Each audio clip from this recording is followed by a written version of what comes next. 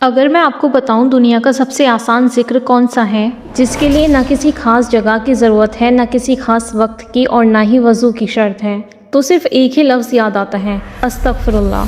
جس ذکر کو ہم اکثر صرف عادت کے طور پر پڑھتے ہیں، اس کی اصلی قیمت سے بہت سے لوگ واقف ہی نہیں۔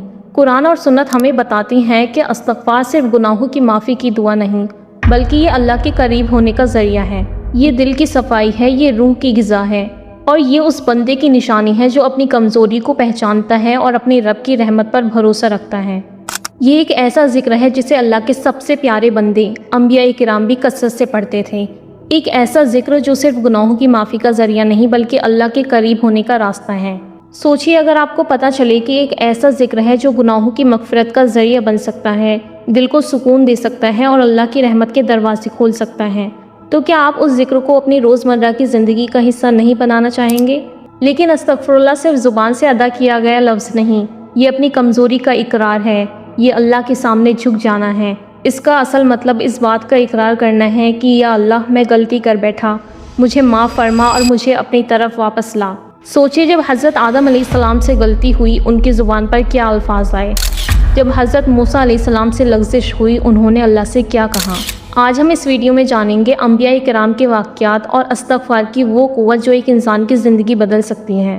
انسانی تاریخ کا پہلا واقعہ ہی ہمیں استغفار کی طاقت سکھاتا ہے۔ اللہ نے حضرت آدم علیہ السلام اور حوا علیہ السلام کو جنت میں رکھا، انہیں ہر چیز کی اجازت دی سوائے ایک درخت کے۔ پھر شیطان نے وسوسہ ڈالا اور وہ اس درخت کے قریب چلے گئے۔ جیسے ہی ان سے یہ غلطی ہوئی، انہوں نے کسی اور کو دوش نہیں دیا، انہوں نے اپنی غلطی تسلیم کی۔ قرآن میں ان کی دعا آتی ہے، ربنا ظلمنا انفسنا وان لم تغفر لنا وترحمنا لنکونن من الخاسرین۔ یا ہمارے رب، ہم نے اپنی جانوں پر ظلم کیا، اگر تو ہمیں معاف نہ کرے اور ہم پر رحم نہ فرمائے تو ہم نقصان اٹھانے والوں میں سے ہو جائیں گے۔ یہی ہے توبہ، نہ تکبر، نہ بہانے، صرف اللہ کے سامنے جھک جانا، اور اللہ نے ان کی توبہ قبول فرما لی۔ کتنا خوبصورت پیغام ہے۔ انسان سے غلطی ہو سکتی ہے لیکن اللہ کی رحمت اس سے کہیں زیادہ بڑی ہے۔ دوسرا واقعہ حضرت نوح علیہ السلام کا۔ حضرت نوح علیہ السلام نے اپنی قوم کو 950 سال تک اللہ کی طرف بلایا، لیکن جب لوگ نہیں مانے تو انہوں نے عجیب نسخہ بتایا۔ انہوں نے فرمایا، اپنے رب سے معافی مانگو۔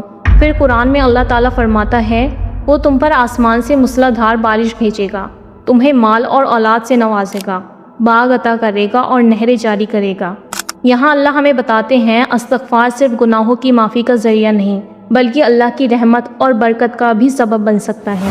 لیکن ایک بات یاد رکھیے، یہ کوئی جادوئی فارمولہ نہیں۔ استغفار کا مطلب اللہ کی طرف سچی رجوع اور اپنی اصلاح کی کوشش بھی ہے۔ تیسرا واقعہ حضرت یونس علیہ السلام کا۔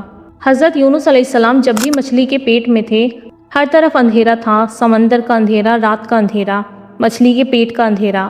ایسے وقت میں انہوں نے اللہ کو پکارا، لا الہ الا انت سبحانک انی کنت من الظالمین۔ اس دعا میں تسبیح بھی ہے، اپنی غلطی کا اقرار بھی اور اللہ کی طرف رجوع بھی۔ اللہ نے ان کی پکار قبول کی اور انہیں اس مصیبت سے نجات دی۔ یہ ہمیں بتاتا ہے جب ہر دروازہ بند نظر آئے تب بھی اللہ کے دروازہ کھلا ہوتا ہے۔ چوتھا واقعہ ہے حضرت موسیٰ علیہ السلام کا۔ ایک واقعے میں حضرت موسیٰ علیہ السلام سے غلطی سے ایک شخص کی موت ہو گئی۔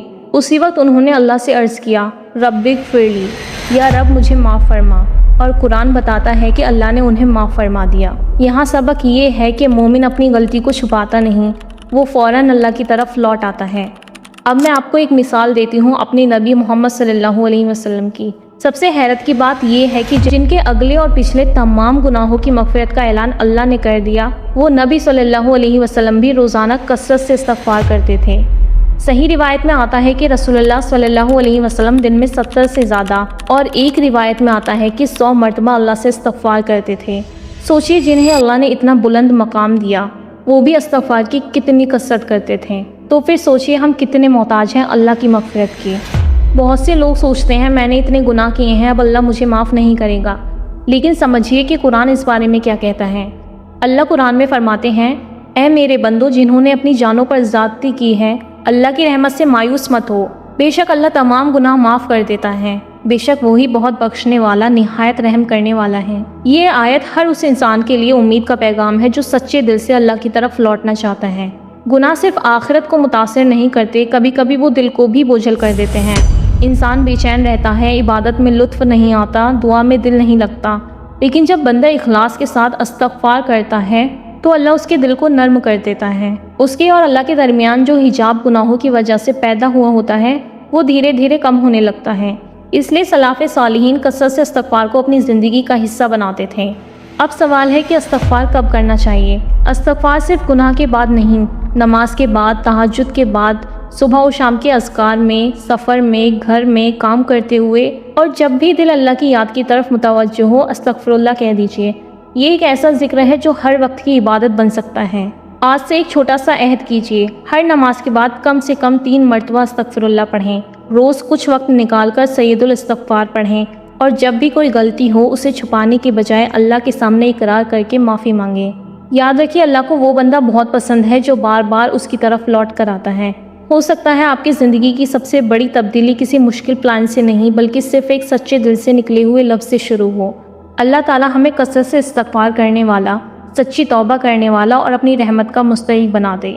वीडियो पसंद आई हो तो वीडियो को लाइक करके शेयर कर दें और मेरे चैनल को सब्सक्राइब करें। मिलते हैं नेक्स्ट वीडियो में।